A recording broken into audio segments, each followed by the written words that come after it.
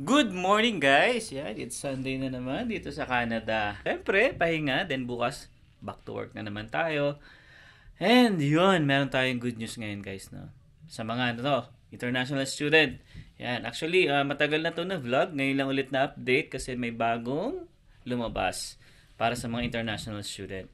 Okay? So, siyempre, ang magdi-discuss niyan siyempre, ang aking asawa na si Madam Emma. At yan na, ito na syempre ang ating madam.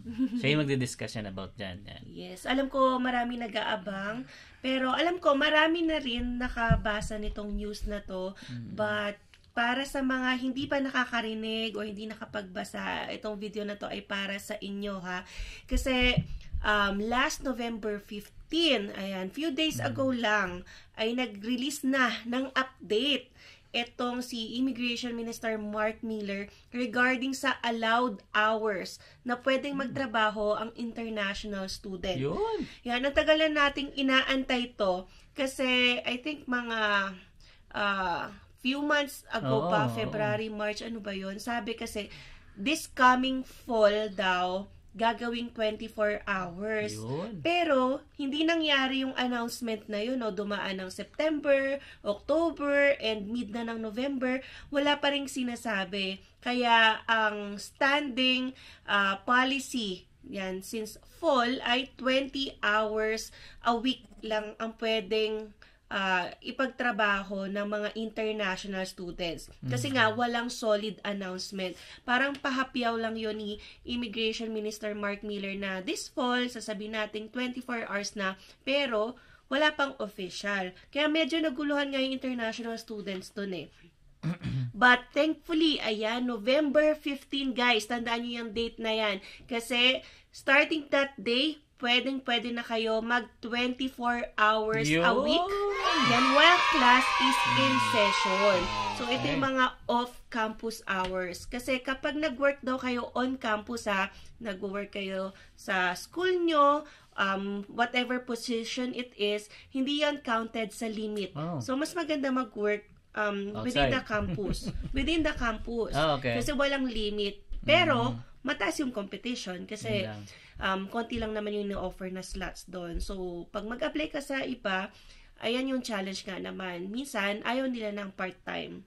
Pero, yun nga, ito na yung policy. Kasi ito naman na talaga yung original na 20 hours a week. Pero, gusto nilang i-balance na pwedeng makapagtrabaho pa rin yung mga students para maka-earn ng money to help their expenses. Sobrang mahal ng tuition, guys. Nako. Yan. Somehow, yung 24 hours, maliit naman din yung kikitain doon. Pero, pwede na. Pambayad ng bills. Kaya, guys yung mga dyan, nag-aantay ng announcement, ito na yon yung Go Signal na pwede kayong mag 24 hours a week na. Nice. Yes. That's Pero, good. ito yung lang natin, paalala, kung ikaw yung isa sa mga international students na, nag-umpisa na ng 24 hours a week bago pa i-announce ito, ayan, medyo pwede kayong maapektuhan sa pag-apply ng PGWP nyo kasi you did not follow the rules. Although, yung mga nag-share ng experience ito wala to sa policy. Yung mga nag-share lang ng experience, sabi nila, kung one time lang naman yung nag-exceed ng 20 hours, akala 24 hours na, okay lang. Sabi yun based on experience, pero walang rule na nag-a-allow talaga nun. Pero kung lagi-lagi, tas lalo na nakapag 40 hours ka, when in fact, hindi naman allowed, yun yung delikado. And pwedeng maapektuhan yung later on PGWP application mo. So, mahalaga talaga na updated ka.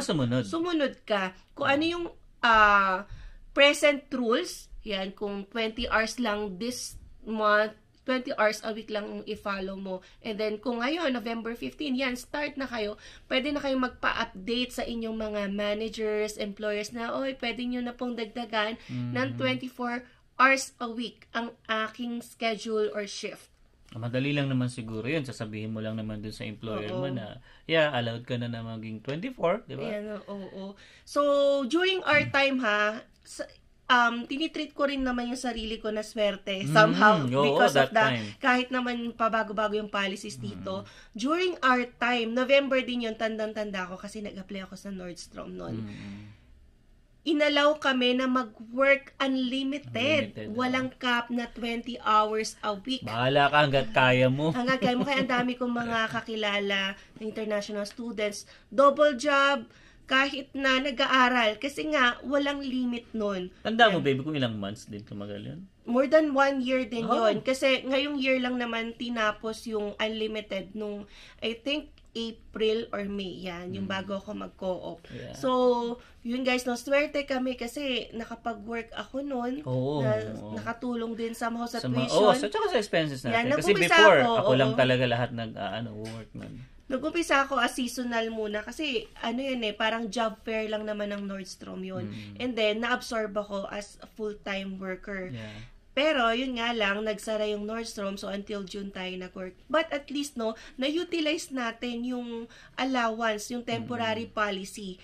Kasi until, I think, April 2024 end nun, ay hindi na inalaw. Back to 20 hours a week na. Yeah, pero that time, 40 hours ka talaga a week na. 36 hours. 36. Yun yung mga nabibigay. Kasi yun yung full-time work ng Nordstrom. Oh, I see. Yan. Okay. Pero guys, ito nga pala kapag scheduled break nyo, Christmas break, winter break, summer break.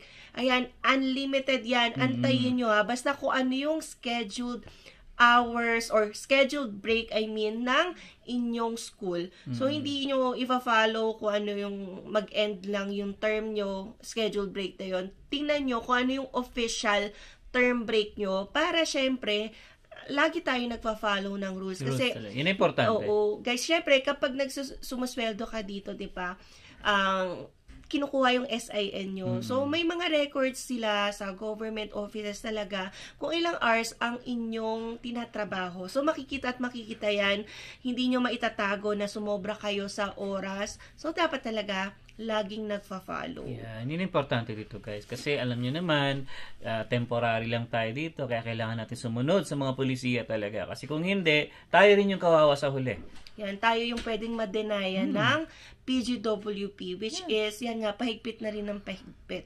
So, yun guys, ito yung unang international program regulation na binago nila ngayon. So, una pa lang yan. May pangalawa ng pagbabago na hindi to present before. So, guys, yung mga international students na balak mag-change ng DLI or Designated Learning Institution or School, ayan, kailangan nyo na ngayon ng panibagong study permit.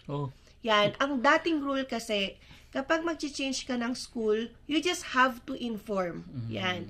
You just have to notify yung IRCC kung saan kayo lilipat and saan kayo manggagaling.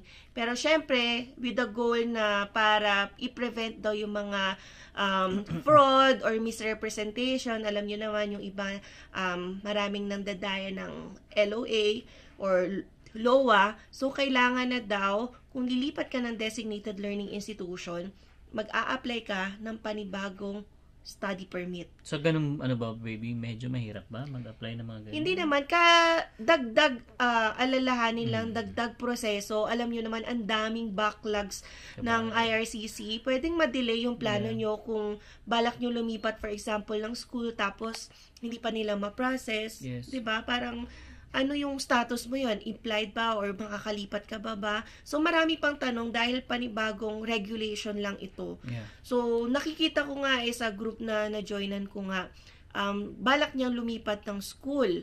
So, biglang lumabas itong announcement na to. So, dapat makakapag-apply na siya ngayon ng study permit. So, iniisip ko dapat pala before November 15 na kapag transfer or notify na siya kung gano'n yung intention niya. No. Kasi ngayon, ayan, mag-a-apply na yung panibagong rules sa'yo kasi November 15 onwards itong policy na to.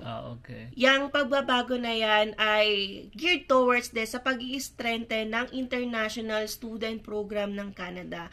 Alam niyo naman, this past few months or even a year, it has been under attack na ng sari-saring fraud, misrepresentations. Kaya ang dami na ring pagbabagong policies dito. And yan, ito na yung pangatlong update. Yan, Good news ba yan? International Student Program. Definitely naman, hindi affected ang students, pero ito more on obligation to sa part ng mga schools or designated learning institutions. So, before kasi, nire-require sila na report kung sino yung mga nagta-transfer na students, sino yung mga nag-i-stop sa pag-aaral. Ayan, they have the duty to report sa IRCC parang twice a year.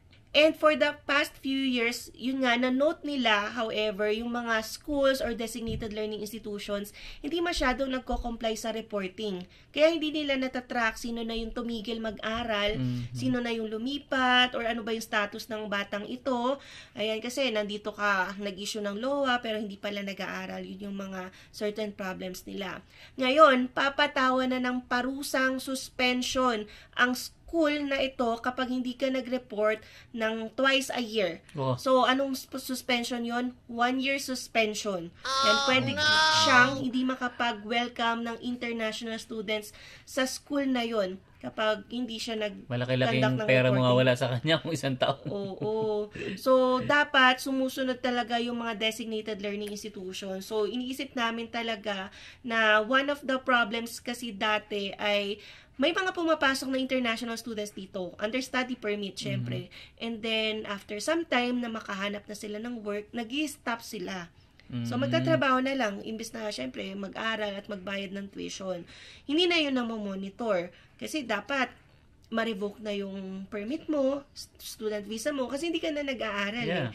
Meron ka bang visa bago ka meron ka bang work permit bago ka mag-shift into working? So, yun yung minomonitor nila. Dapat kasi lahat maayos yung permit or visa ninyo bago nyo i-shift yan from student visa to work permit. Kaya siguro, baby, hindi mo rin maasisi yung gobyerno, no? Sa pagkaganyan, bibigay ng mga bagong palisiya. Kasi, ang dami na rin nakikita or nasisilip ng mga hindi maganda. Oo. Ayan. Kaya, ngayon, tama lang din naman na kailangan mag-report ng mga schools para ma-monitor yung mga students nila na pumapasok na tamang nag-aaral talaga. Kasi yun naman talaga yung pinasok mo dito eh. Bilang estudyante, hindi bilang isang worker. Kasi suddenly, iiwan mo yung pag-aaral mo, di ba? Hindi ka napapasok. So yun, kailangan nila i-report na yun. Kaya guys, don't be absent. Pwede kayong ma-i-report kasi kapag hindi na kayo nagko-comply o hindi to umattend ng buong SEM, nasa na to? Umuwi ba to? Or kinancel na yung student permit? O mamaya, nandito pa pala sa Canada. Yan, nagtatrabaho. So that can be reported na. Ayan, so guys, take note na hindi lang papatawan yung school ng parusa, pati yung international student na nakitang hindi nagko-comply or may something problem sa kanyang ginagawa. Ayan, hindi nag-aaral or nagtatrabaho ng sobra-sobrang oras. Ayan, mapapatawan kayo ng enforcement action from IRCC. So, please take that as a warning. Ayan, mas naghihigpit na ngayon, mas i-check na nila ang bawat estado ng mga estudyante dito sa Canada. And yun, sinabi rin nila pala sa announcement na naging effective ang policy nila ng pagre-require ng letter of acceptance. So, dati kasi nung nag-apply kami, wala namang LOA na requirement na i-secure kami sa school bago makapagpasa ng study permit application. Ngayon, di ba, bago ka magpasa ng study permit application, kailangan may LOA. Kailangan verified ng school. Kasi nga, ang daming namimeke ng letter of acceptance. Tapos, syempre, hindi nila masyado siguro na-detect, na-issue nila ng visa agad. Nabasa lang nila, okay, ganito. Okay, accepted ka sa ganitong school, o sige, issue kita ng visa. Pero, ayan, sabi nila ito yung figures. Naka-receive sila ng, kalahating milyong LOAs for verification. So, 529,000. Out of 529,000, na-confirm nila na 492,000 dito ay valid. So, nasa yung missing numbers. 30? Yan, 30,000. Nasa ganong figure, no? Pero, hindi nila nasabi yung 30,000. Pero, ito yung sinabi nila, 17,000. Hindi match sa LOA ng designated learning institution or kaya na-cancel na to ng DLI pero sinabit pa rin nila. So either ay siguro na-confuse kasi nag-defer and then bumalik.